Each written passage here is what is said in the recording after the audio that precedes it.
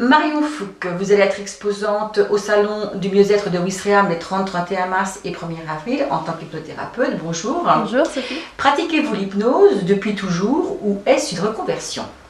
Alors moi c'est plutôt une reconversion en fait, car je m'étais dirigée au début vers la psychologie. Ça m'intéressait, le fonctionnement de l'esprit, l'humain en fait, mais je me sentais pas vraiment d'être psychologue à cet âge-là en tout cas. J'avais pas encore vécu assez de choses, j'avais pas assez de recul, je me sentais pas en fait encore légitime. Alors du coup, en fait j'ai fait complètement autre chose. J'ai fait de la qualité, sécurité, environnement. Ce qui n'a rien à voir. Ce qui n'a rien à voir. Bon, il y a quand même les côtés sécurité, voilà, moi j'étais plus dans la sécurité, donc sécurité du personnel, de la personne finalement. Et au bout, à la fin d'une de mes missions, je me suis dit bon bah là je vais prendre un petit temps pour moi. J'avais passé quelques années du coup en sécurité. Et là en fait, alors j'ai fait quelques stages à droite, à gauche. Et en fait, moi l'hypnose ça m'avait toujours intéressée, ça m'avait toujours intriguée. Je voulais savoir comment ça marchait en fait. Mais j'avais jamais franchi le pas d'un hypnothérapeute. Mais bon. Donc je suis allée faire ma semaine là-bas.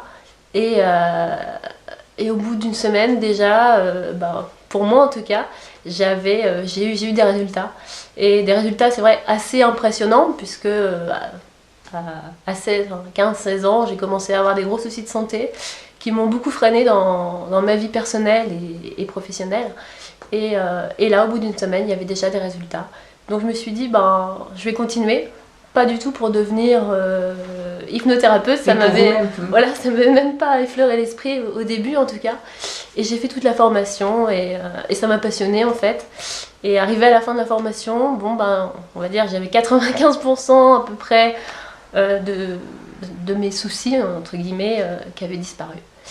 Donc je me suis dit je peux pas rester avec ça, il faut que j'en fasse quelque chose. Donc c'est une vraie expérience de vie. Qu'est-ce que c'est que l'hypnose exactement? C'est vaste, on ne sait pas trop à quoi on a affaire.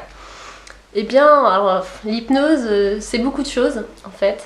Et alors pour moi, ma conception de l'hypnose, c'est mettre quelqu'un dans un état particulier de conscience afin qu'il accède en fait à ses propres ressources. Et nous, on est là pour le guider, pour l'aider en fait à atteindre ça et finalement à mettre des choses en route. Et à se développer, à évoluer, en fait il va régler lui-même ses problèmes. Et l'hypnose c'est pas forcément que pour les problèmes en fait. C'est vrai que quand on a un problème, oui, mais c'est aussi pour de l'évolution personnelle, un mieux-être, c'est aussi simplement pour évoluer simplement en fait. Alors justement vous dites le mot mieux-être, que représente le mot mieux-être pour vous? Le mot mieux-être, alors moi dans le mot mieux-être, il y a une sorte d'évolution en fait. Oui, une évolution parce que peut-être dans le bien-être, ça peut être quelque chose qui est à un instant T, qui peut être ponctuel. Mais dans le mieux-être, il y a vraiment une question d'évolution, peut-être de pas en fait. Pas après pas. Voilà, c'est ça. Eh bien, on vous retrouvera sur le salon prochainement, on viendra vous voir, vous rencontrer, peut-être pratiquer un petit peu l'hypnose avec vous.